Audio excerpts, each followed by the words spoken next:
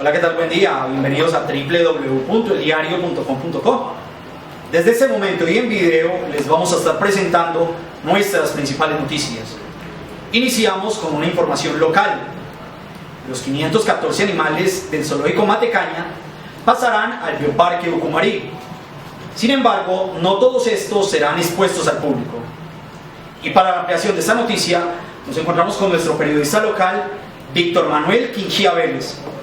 Víctor, buen día.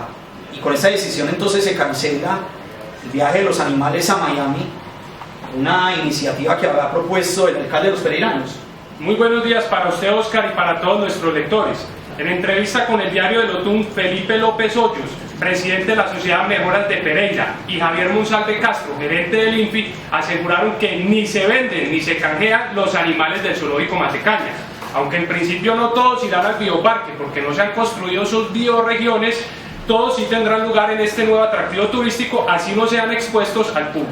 ¿Se conoce el día que abrirá por última vez el zoológico Matecaña y posteriormente qué fecha serán trasladados los animales al bioparque?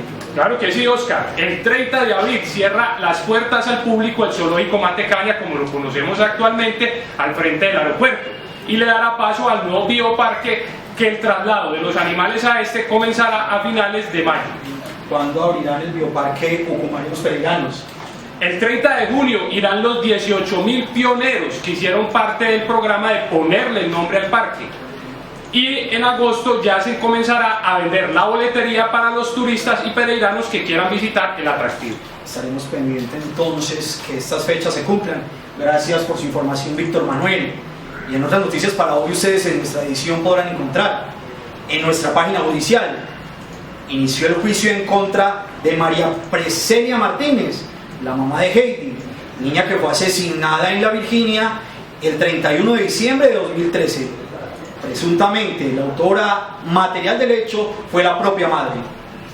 Y en nuestra página regional, varias zonas de Dos Quebradas están siendo cubiertas con mallas de seguridad con el objetivo de que los habitantes de calle no lleguen allí.